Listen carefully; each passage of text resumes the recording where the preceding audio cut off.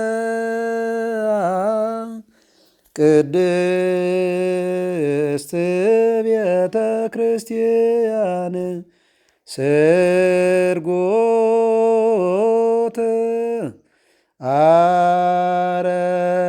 አረፋቲሃ ወስእልት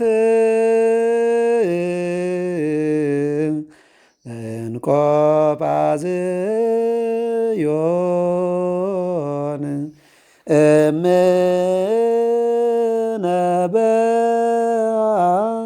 ቅድስት ቤተ ክርስቲያን። ሰላም ክቡራን ተመልካቾቻችን፣ እግዚአብሔር አምላካችን ወዶና ፈቅዶ ዛሬም ተገናኝተናል። በእግዚአብሔር ፍጹም ሰላም እንደምን ቆያችሁ፣ እንደምን ከረማችሁ፣ እንደምን ሰነበታችሁ? አምላካችን እግዚአብሔር ለዚህ ጊዜ ስላደረሰን በድጋሚ ስሙ የተመሰገነ ይሁን። መምህር እንኳን ደህና መጡ። እንደምን ቆዩ፣ እንደምን ከረሙ? እንኳን አደረሰዎት። ያው የመስከረም ወር ብዙ በዓላት ያሉበት ወር ነውና እንግዲህ ያው እንኳን አደረሰዎት እንኳን አደረሳችሁ እንባባላለን። ብዙ በዓል ነው ያለው። እንግዲህ ዛሬም ተገናኝተናል። እንግዲህ ሰሞኑን እየተነጋገርን የቆየ ነው ስለ ሥርዓተ ቅዳሴ ነው። ሥርዓተ ቤተክርስቲያን ነው ጠቅላላ የመርሃ ግብራችን ርዕስ። ግን በዛ በሥርዓተ ቤተክርስቲያን ውስጥ ደግሞ ሥርዓተ ቅዳሴን የመጀመሪያውን አድርገናል። ምክንያቱም የአምልኮታችን የሥርዓታችን ሁሉ መነሻ እንደገናም ደግሞ መዳረሻ ሥርዓተ ቅዳሴ ነው። ቤተክርስቲያናችን ያው ትልቁ የአምልኮት ሥርዓቷን የምትፈጽመው በቅዳሴ ስለሆነ እሱን ቀድሞ ማየት ተገቢ ነው በሚል ምዕመናንም ደግሞ ብዙ ጥያቄዎች ያሏቸው እዛ ላይ ነው። ለአገልጋዮቹም ደግሞ በጣም ሰፋ ያለ ለአገልግሎት መሰረት የሚሆን በመወያየት እንደዚሁ ዕውቀት እናገኛለን ከሚል ሌሎቹንም መጻሕፍት በማካተት ሥርዓተ ቅዳሴውን እያየን ነው የቆየ ነው። ባለፈው ሥርዓተ ቅዳሴውን ከታቦት ጋር እንዴት የተገናኘ እንደሆነ ሥርዓተ ቅዳሴውን ያለ ታቦት ታቦቱ ደግሞ ያለ ሥርዓተ ቅዳሴው ተነጣጥሎ መታየት እንደማይችል ባለፈው አይተናል። እንግዲህ ዛሬ ደግሞ ባለን ቆይታ ቅዳሴውንና መስቀሉን ሥርዓተ ቅዳሴውን ከመስቀሉ ጋር እንዴት ነው ቤተክርስቲያን የምታስተምረው? እንዴት የተያያዘ የተሰናሰለ ነው? መስቀሉን ከቅዳሴው ጋር እንዴት አድርጋ ነው ቤተክርስቲያን የምትሰብከው የሚለውን ነው እያየን የምንቆየው። ስለዚህ ቅዳሴና መስቀል እንዴት ነው የሚገለጠው? መስቀል ከብሉይ ኪዳን ጀምሮ እሳቤዎቹ ምን ይመስላሉ? አሁን ባለው ደግሞ የምዕመናን ሕይወት ውስጥስ ምን አይነት መልክና ምን አይነት ቅርጽ አለው? ከዛ ደግሞ ዋናው ጉዳያችን ሥርዓተ ቅዳሴው ላይ ያለውንም ጨምረን አካተን ማየት ስለሆነ እስኪ እሱ ላይ መምህር ከሥርዓተ ቅዳሴው አንፃር እና ነገረ መስቀሉንም አንድ ላይ አካተን ምዕመናን የተሻለ ግንዛቤ እንዲኖራቸው እዚህ ላይ እስኪ መግቢያውን እርስዎት ቢያዩት። እግዚአብሔር ይስጥልን መምህር። በመላው ዓለም ሆናችሁ ይህንን ሚዲያ የምትከታተሉ ቤተሰቦቻችን እንደምን ሰነበታችሁ እላለሁ። እንግዲህ እንዳሉት መግቢያው ላይ እርስዎም እንዳብራሩት ይዘን የመጣነው ሥርዓተ ቅዳሴ ነው። ከሥርዓተ ቅዳሴ መካከል ደግሞ ንዋያተ ቅድሳቱ ያላቸውን እያየን እየመጣን ነው፣ እየቀጠልን ነው ማለት ነው። እንግዲህ ከንዋያተ ቅድሳት አንዱ መስቀል ነው። የቅዳሴ አገልግሎት የሚሰጥበት በቅዳሴ ጊዜ መስቀል አለ። መስቀል በመጀመሪያ ሰቀለ ከሚል ግስ የወጣ ነው። ያው መስቀያ ማለት ነው። መስቀያ የተመሳቀለ እንደኛ መስቀያ ነው። ሁለተኛ ደግሞ መስቀል የተመሳቀለ እንጨት ማለት ነው። መመሳቀልና መስቀልን የሚይዝ ቃል ነው። በብሉይ ኪዳን እንግዲህ መስቀል ለአዲስ ኪዳኑ መስቀል በብሉይ ኪዳን ብዙ ምሳሌ ነበሩት።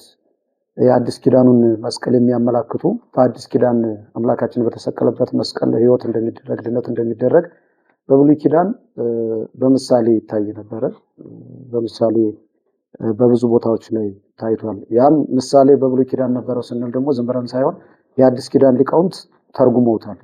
በብሉይ ኪዳን የተተገበረውን በመስቀል ምልክት በመስቀል አንጻር በመስቀል ምሳሌ የተደረገውን ነገር የአዲስ ኪዳን መስቀል ምልክት እንደነበረ ተርጓሚያን ስለተረጎሙት ነው። ሊቃውንተ ቤተክርስቲያን ስለተረጎሙት ነው እንጂ ነገሩ ስለመሰለን ብቻ አይደለም። አመሳስሎ መሄድ አይደለም። ሊቃውንቱ ግን ምስጢር ከምስጢር አያይዘው በመንፈስ ቅዱስ ተገልጦላቸው ያንን በብሉይ ኪዳን የተደረገውን ነገር በአዲስ ኪዳን አምላካችን ለተሰቀለበት መስቀል አምሳል እንደነበረ በብቃት በቅድስና ጭምር ስላዩት የተረጎሙት። እንግዲህ መስቀል በመጀመሪያ አባቶቻችን እንደሚገልጡት ክርስቶስ በመስቀል እንደሚሰቀል የሚያመለክት የሰው ተፈጥሮ በራሱ መስቀልን ያመለክታል። ሰው መስቀለኛ ነው። ወደ ከታች ከእግሩ ወደ ላይ ከዚህ ከጎንና ከጎን ሁለት እጆች ሲዘረጉ መስቀልን ይመስላል። ስለዚህ አምላካችን አስቀድሞ ሰውን ሲፈጥረው እንደሚሰቀል ወጭም ያውቃል። ክርስቶስ የሚሰወረው ነገር አዳነው ወደዚህ ዓለም መጥቶ በመስቀል እንደሚሰቀል ያውቃል። ስለዚህ ሰውን ሲፈጥረው በራሱ መስቀለኛ አድርጎ ነው ንግበር ባሪያን የሚለው እንደሱ ነገር በቃ እንደሱ አይነት ባሪያን ብሎ የተናገረው በመስቀል ምሳሌ አድርጎ ነው ገና በሰው ተፈጥሮ። ከዛም በዓለመ መላእክት መስቀል ነበረ። መላእክት ዲያብሎስን ያሸነፉት በመስቀል ምልክት እንደነበረ በታሪክ አለ ማለት ነው። ከዛም ቀጥሎ በጣም ብዙ ምሳሌዎች አሉት። በገነት የነበረው በራሱ እንጨት የዕፀ ሕይወት የሚባለውን እንጨት አባ ጊዮርጊስ ዘጋስጫን ዕፀ ሕይወት ቢል ዕፀ መስቀል ነው ብሎታል። ያ በገነት የነበረው ዕፀ ሕይወት ዕፀ መስቀል ነበረ።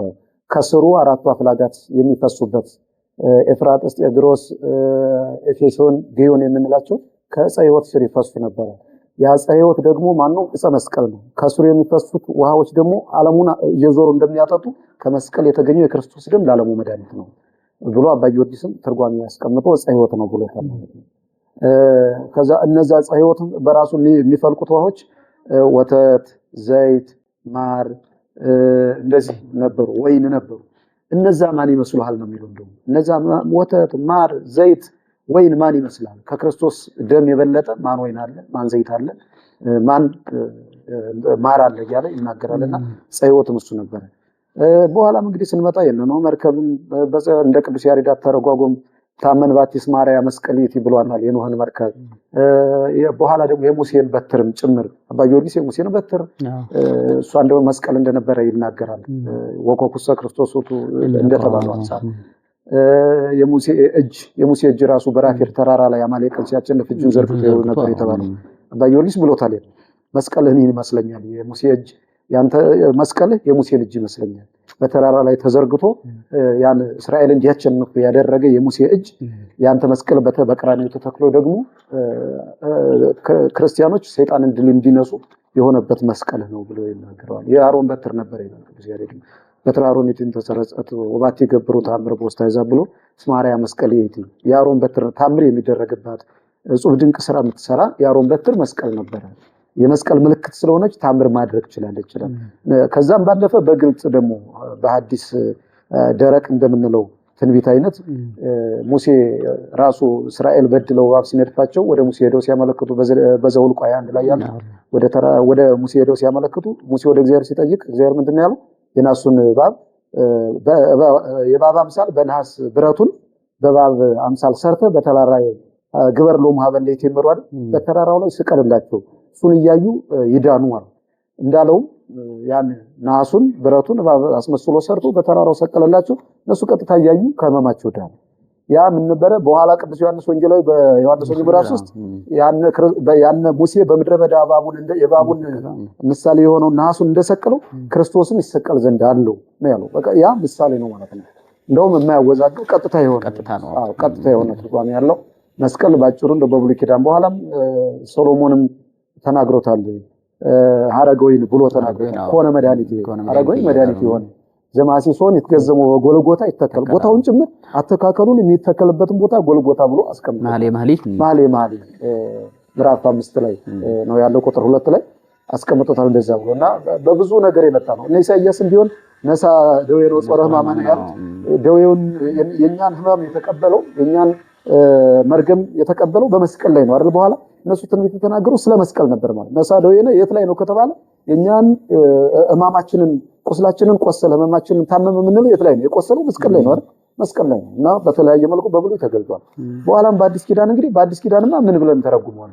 በቀጥታ ክርስቶስ ራሱ ተሰቅሎ ሰይጣንን ድል የነሳበት በቃ መሰረተ ቤተክርስቲያን የተባለ ነው። በቀራንዮ ቤተክርስቲያን የተመሰረተችበት ነው።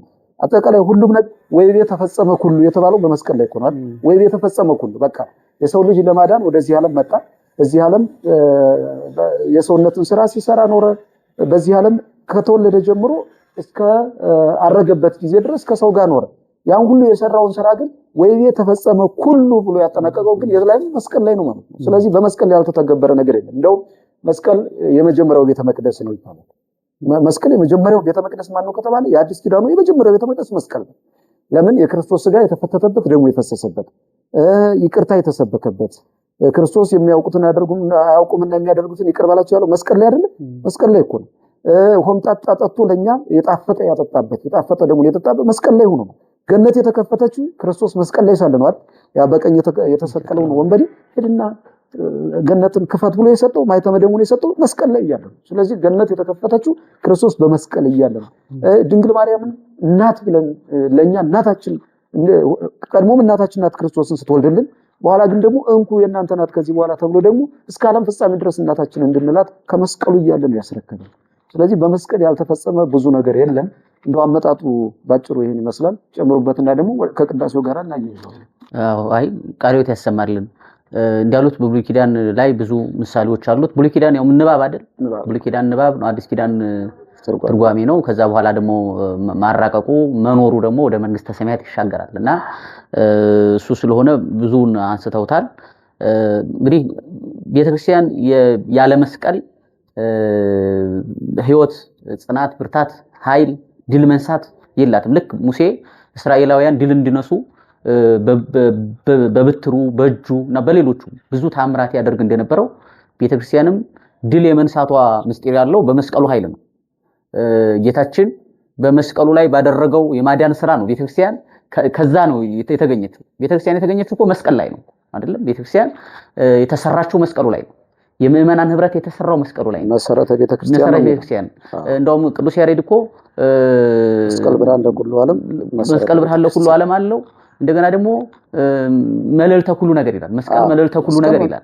ያድነን ነምጸር። አዎ መስቀል መልዕልተ ኩሉ ነገር ያድነን ነምጸር፣ ከጠላት ያድነናል። እንደገና ከሁኔታዎች ሁሉ በላይ ነው ይላል። ከነገሮች ሁሉ በላይ ነው። ምክንያቱም ሌሎቹን ነገሮች ለምሳሌነት፣ ለአገልግሎት አመችነት እንደው ምን ተጠቀማቸው አሉ አይደል? መስቀል ግን በትክክል ሰይጣንን ከነ ክፋቱ ከነ ጨለማው እኛ ላይ ከነበረው አስተሳሰብ ጋር እግዚአብሔር አምላካችን አስወግዶ ያንን የነበረውን በእኛና በሱ መሃል የነበረውን ግድግዳ አፍርሶ ቅዱስ ጳውሎስም እንደተናገረው ኃይል መንፈሳዊ ሰጥቶ እሱ ባደረገው የካሳ እሱ በካሰልን ካሳ እኛ ነፃ ወጥተን መዘመር የቻልነው መቀደስ የቻልነው አሁን ያለው አገልግሎት ሁሉ የሚሰጠው በዛ በመስቀሉ ላይ በተደረገው ኃይልና መንፈሳዊ ድል መንሳት ነው።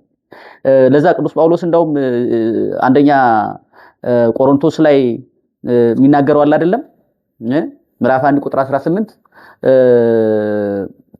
እስመ ነገረ መስቀሉስ እበዱቱ በሃበ ህጉላን ወበሃቤነሰ ለእለዲህና ኃይለ እግዚአብሔር ውእቱ። የመስቀሉ ነገር ለሚጠፉት ሞኝነት ነው።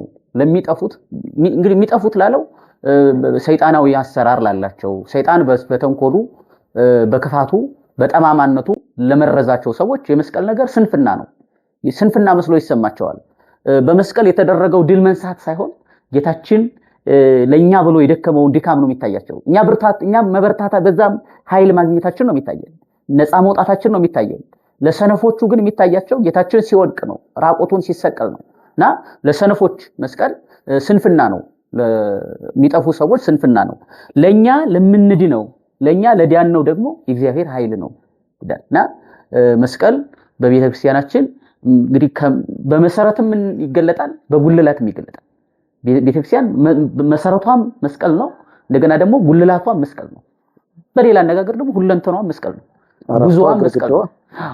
ጉዞዋም መስቀል ነው። ቤተ ክርስቲያን ከክርስቶስ እስከ አሁን ድረስ ስትመጣ በመስቀል ጉዞ ነው የመጣችው። መስቀላዊ ነው ጉዞዋ። ህይወቷ ሙሉ መስቀላዊ ጉዞ ነው። መከራ ነው ማለት ነው ባጭሩ። ክርስቶስን የምትመስልበት የክርስቶስ ሙሽራ መሆኗ የሚገለጥበት ክርስቶስን የምትጠብቅ መሆኗ ምስክሩ መስቀል ነው። መስቀላዊ ህይወት መኖሯ ነው እና ይሄን ሁሉ የያዘ ነው። በብዙ ቦታ ተጠቅሷል። ቅዱስ ጳውሎስ እንደውም በገላትያ መልእክቱ ምዕራፍ 6 ቁጥር 14 ላይ ወአንሰ ሐሰዲተ ይዚሃር ዘእንበለ ለመስቀሉ ለእግዚእነ ኢየሱስ ክርስቶስ ይላል። በቃ ከኢየሱስ ክርስቶስ መስቀል ውጭ ለኔ መመኪያ የለኝም ይላል። ሰው መቼስ በብዙ ሊመካ ይችላል አይደል? ለሰው ብዙ መመኪያዎች ሊኖሩት ይችላሉ። በዓለም ላይ የሚኖር ሰው በስልጣን ሊመካ ይችላል፣ በእውቀት ሊመካ ይችላል። መቼም ብዙ ነው ሰው። እያንዳንዱ ሰው ከጀርባው እንደው መከራ በሚመጣበት ትንሽ እንቅፋት በሚገጥመው ጊዜ አይምሮ ውስጥ የሚመጣለት ነገር አለ። ገሌ እኮ አለኝ በዚህ እኮ መካለው ይላል። ለቅዱስ ጳውሎስ ብቻ ሳይሆን ለኛም በተለይ ደግሞ በማመን ውስጥ ለምንኖረው መመኪያችን መስቀል ነው። ክርስቶስ የሰጠን ትልቁ ኃይል መሳሪያ መስቀል ነው። ያስታጠቀን መስቀሉ ነው። እና ያንን ቅዱስ ጳውሎስ ይነግረናል። እኔ አልመካም፣ በሌላ የምመካበት የለኝም፣ የምመካው በመስቀሉ ነው ይላል። በመስቀሉ እመካለሁ። አባ ጊዮርጊስ ዘጋስጫም መጽሐፍ ምንድነው ውዳሴ መስቀል የሚል መጽሐፍ አለው። ያው ትልቅ መጽሐፍ ነው፣ ጸሎት መጽሐፍ ነው። እሱ ላይ በጣም ሰፊ ነገር ይናገራል። መስቀል አጥር እንደሆነ፣ የቤተ ክርስቲያን አጥር እንደሆነ፣ የምእመናን አጥር እንደሆነ፣ የምእመናን ወደብ እንደሆነ፣ የደካሞች ምርኩዝ እንደሆነ፣ ማየት ላልቻሉት ብርሃን እንደሆነ፣ ተስፋ ለቆረጡት የተስፋ መንገዳቸው እንደሆነ ያነሳል። በጣም ሰፊ ነው አባ ጊዮርጊስ የሚያነሳው ስለ መስቀሉ በጣም ሰፊ ያነሳል እዛ ጸሎቱ ላይ ማለት ነውና ያወድሰዋል፣ ያሞግሰዋል መስቀሉ። ግን እዚህ ላይ በጣም ተመልካቾቻችንም ሊያውቁት የሚገባው ምሳሌ ቅድም ሰዎች የተናገሩት አለ። ከዛ ደግሞ መስቀል አለ። በአዲስ ኪዳን ስንመጣ ደግሞ ራሱ መስቀል አለ። ከዛ መስቀሉን ደግሞ ምናከብረው ቤተክርስቲያን የምታወድሰው ህይወቷ አጥር ቅጥር ያደረገችው ደግሞ ክርስቶስ ስለተሰቀለበት እንጂ የምናመልከው መስቀሉ ላይ የተሰቀለውን ክርስቶስን። መስቀሉን የምናከብረው ደግሞ አምላካችን እግዚአብሔር ክርስቶስ እዛ ላይ የሰጠን ኃይል ስላለ። እንግዲህ ስጋዬን የበላ ደሜን የጠጣ የዘላለም ህይወት አለው አለ ዮሐንስ ወንጌል። ከዛ ደግሞ ማቴዎስ 26 ደግሞ ሄደና ምንድነው ያለው? ነገ ስለናንተ የሚፈሰው ስጋዬ ደሜ ይህ ነው። የሚቆረሰው ስጋዬ የሚፈሰው ደሜ ይህ ነው። ነገ ስለናንተ መስቀል ላይ ነው፣ ሌላ ቦታ አይደለምና ይሄን ሁሉ ስናይ መስቀል በብዙ ልንገልጠው የምንችለው ትልቅ ምስጢር ያለው ነው። እንደውም አባ ጊዮርጊስ መጽሐፈ ምስጢር ላይ ምን ያደርገዋል? መንበር ዘኪሩቤል መንበር ይላል። ዘኪሩቤል ቢጽ ይለዋል። ኪሩቤልን የሚመስል ማለት ነው። ጾርተ መንበር ኪሩቤል አይደሉ? ልክ በዛ አንፃር መለኮት ክርስቶስን የተሸከመ በምድር ላይ ኪሩብ ሆኖ የተገለጠ እግዚአብሔር የተገለጠበት እግዚአብሔር ማዳኑን የገለጠበት ቅዱሳን መላእክት ያመሰገኑበት እኛ የሰው ልጆች መስቀሉ ስር ሆነን ማዳኑን የተማጸንበት እና እግዚአብሔር ወዳጆቹን በመስቀሉ ሆኖ የባረከበት።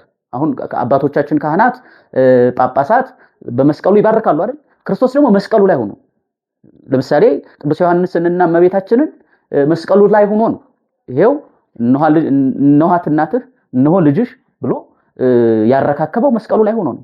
የሚያደርጉትን አያውቁምና ይቅር በላቸው ያለው መስቀሉ ላይ ሆኖ ነው። ይሄ እንግዲህ መስቀል ምን ያህል ምስጢር እንደተፈጸመበት እኮ በዚህ ሁሉ ማየት እንችላለን። ምን ያህል እግዚአብሔር ፍቅሩን እንደገለጠበት፣ ጌታችን ምን ያህል እኛን መውደዱን እንደገለጠበት ፍቅር የተገለጠበት ነው ማለት ነው።